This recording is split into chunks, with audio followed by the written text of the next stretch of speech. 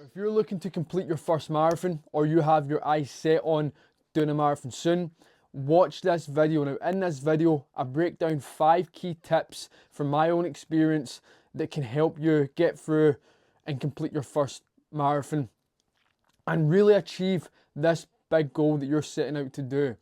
Now, the first key thing that I want to focus on today is know your why before you start. Now, this is vitally important. The reason being is a marathon is not an easy task. For you to run 26.2 miles, that is a challenge. And you're going to have to put in quite a lot of effort into your own individual sessions, increase your mileage, get your mindset ready, do runs when it's raining, wake up early, do runs before work, sometimes run in the evening after work, run on the weekends. So there's a lot of training involved in underdoing this big task and completing this big objective. So you're going to have to understand and know why this is important for you, and make sure you're not just doing the marathon to please someone else or to satisfy your ego. Because what is going to happen if you get to mile 16, 17, 18 and you've got no desire to really complete it is you're going to fold. You're going to fold because your mindset is folded. Knowing your why gives you that inner drive that you need, and it helps you feel, look and perform at your best, and it helps you show up to your sessions with urgency, intention and ready to go. So know your why before you start. This is one of the most important things before you sign up for your marathon or before you start your training to complete the marathon. Because I'm sorry to break it to you, that motivation that you have, there's times where that will die out, and what you're going to be left with is discipline, right? Your why and raw, unfiltered action. Motivation comes and goes. When it comes, hop on it, use it, utilize it. But when it goes, you need to make sure that you know why you're still doing certain things. And this will transfer into other areas of your life as well. When you complete this marathon, or on the building process of building up towards it, you will learn a lot about yourself, but you'll also develop key life skills and traits such as discipline, your self-worth, your self-focus, your self-respect, because you're following through on your word and you're taking on a big challenge, and you know that you are able to walk through the fire and continue to strive to become more. Now, tip 2, right, is respect the volume and do not rush the mileage here, okay? Give yourself plenty of time to train for this, to build up towards it, to strengthen your body, right, before the marathon. I see this a lot. People get extremely motivated to get this big buzz. They sign up for it, right, and they're not ready when race day starts. They pull out because they know they've not trained enough, or they do take part in a marathon and it is not what they hoped that they were going to do. The reason being is because they didn't understand fully what it is that they were getting involved in, and they didn't respect the volume, they didn't respect the training that was required, and they tried to rush the whole process. Take your time with it. Give yourself enough time depending on where you are with your current fitness levels. Make sure you've ran a few 10Ks, make sure you've ran a few half marathons, and make sure you've got some experience with running. You cannot run before you can walk, okay?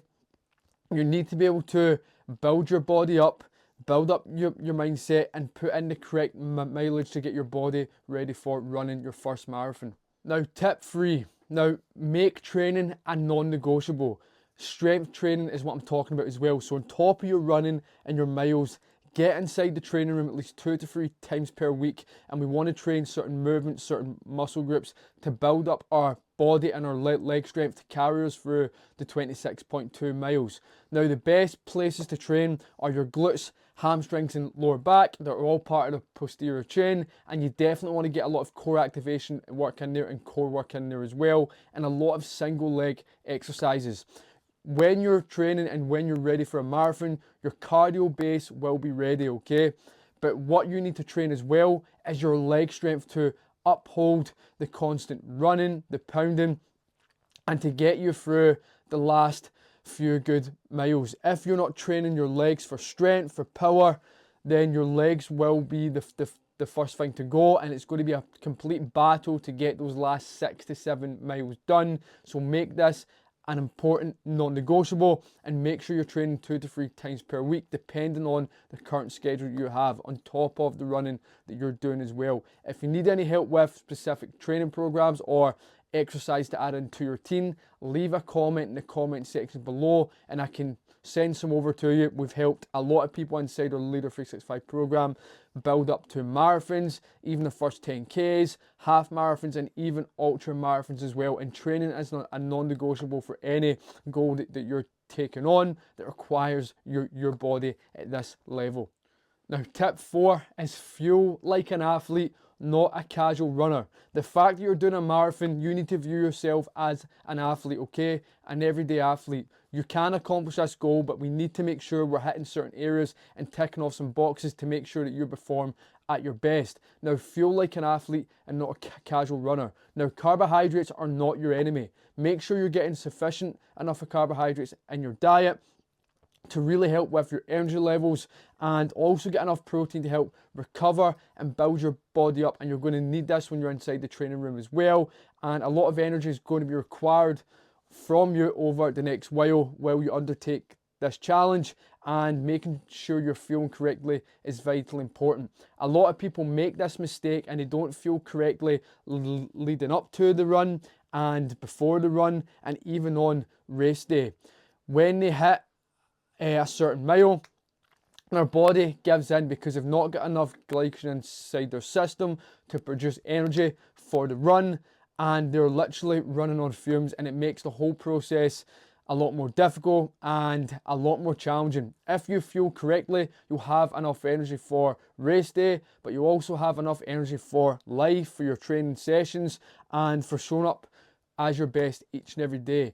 Do not neglect this important tip and learn from my experience. It's vitally important for you to get the best out of this whole experience and to smash your upcoming marathon. Now, who am I and why am I talking about this? Now, I've done 2 marathons, and I done my first one about a year and a half ago, maybe 2 years ago, and I done my second one last month. The first one, I'd done it in 3 hours and 34 minutes. The one I done last month, I done it in 3 hours and 9 minutes. So I chopped off a big chunk of time and hit a new PB.